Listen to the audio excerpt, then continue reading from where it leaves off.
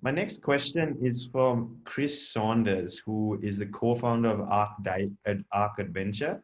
Um, Kriss, how do you, I mean, I'm sure you've dived all around the world, and I just want to ask, how do you see Sri Lanka's potential to be a premier diving site? Because we do have, abundant reefs, and especially I think one thing we have is shipwrecks. So how do you see Sri Lanka's potential as a diving destination, Kriss? This is for Sri Lanka. I think it is one of the places that is almost unknown in the diving industry. Obviously, people have heard of Sri Lanka, but no. But when you come to the diving, you hear of the Great Barrier Reef, and you hear of the Mesoamerican Barrier Reef going down South America, and they're the places that people are like, "Wow, that's where I want to go diving." But I think with a bit more of education, people can see just how wonderful Sri Lanka diving is as well. With you think you've got a coastline of about 1,500 kilometers, and just on nearer to the coast, 2% of that has got reefs, which accounts for 32 kilometers of coastline, just close to almost a short boat journey away where you can go diving. And the beauty with the two seasons, obviously, you can be diving one side of Sri Lanka during monsoon season, one side, and vice versa. So there's always a good window to go diving. And people within diving they're all a bit like David Attenborough. We've all got a passion for marine conservation and educating people on the importance of this. And as with problems in other countries, I've traveled to, like I said, it was in my introduction about Mexico and Thailand. A lot of those places don't know about how to protect the reef, and it's similar in Sri Lanka. But again, the people are like, you really value your wildlife and your conservation, and this is something that we can really grip onto.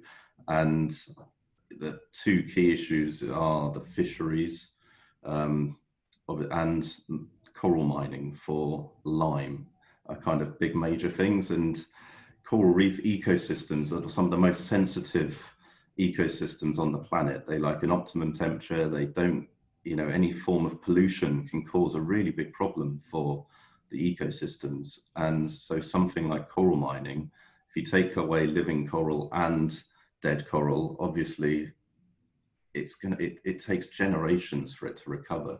And if we could help implement alternatives and kind of educate the people that are doing this, that there are other ways that you can say, obviously get lime into agriculture and the construction industry. It's all about a balance of maintaining the economy for those elements, but protecting the beauty and the wildlife that you're surrounded with.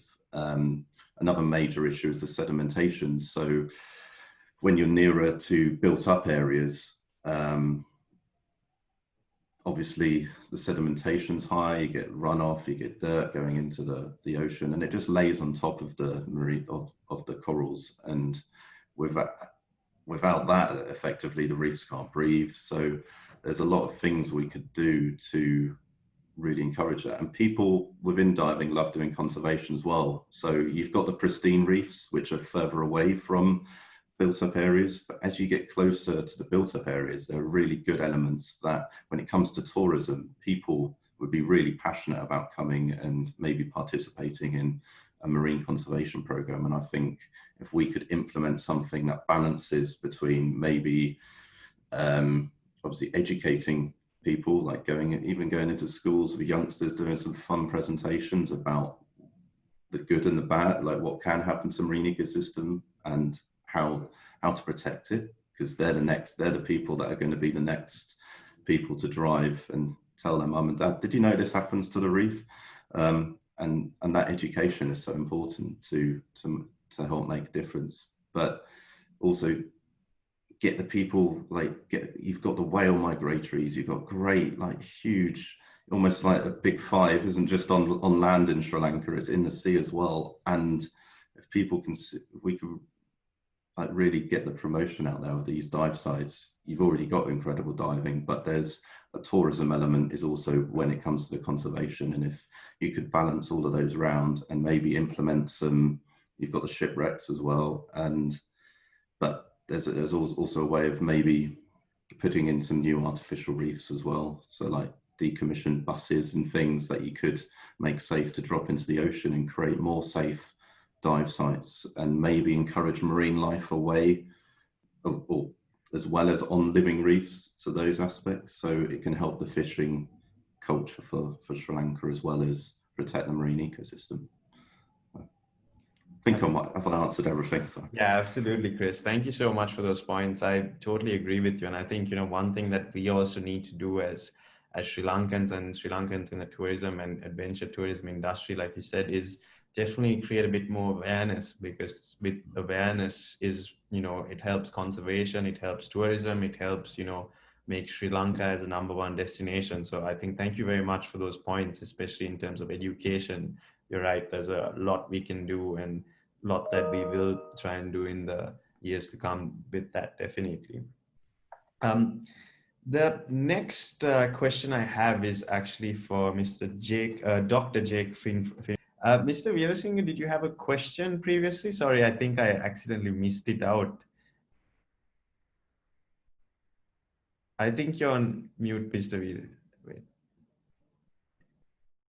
Comment a bit about the Kriss diving experience. Kriss, we do dive.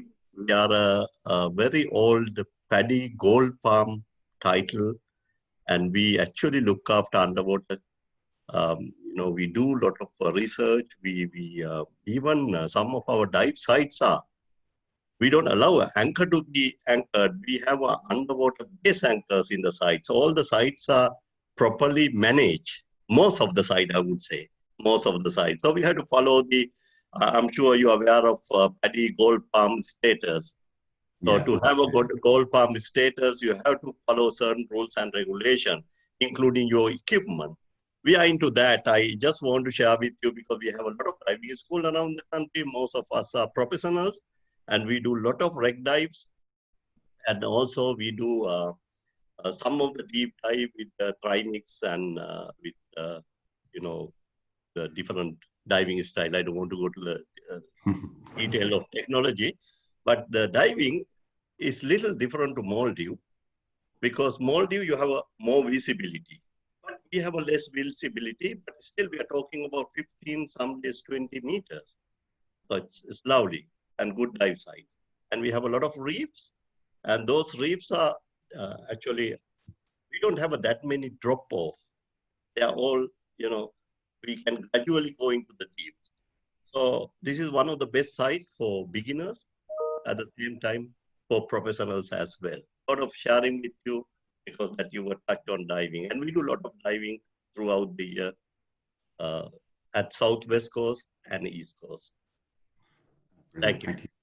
Yeah, absolutely, Mr. Weerasinghe. Thank you so much for those insights. I think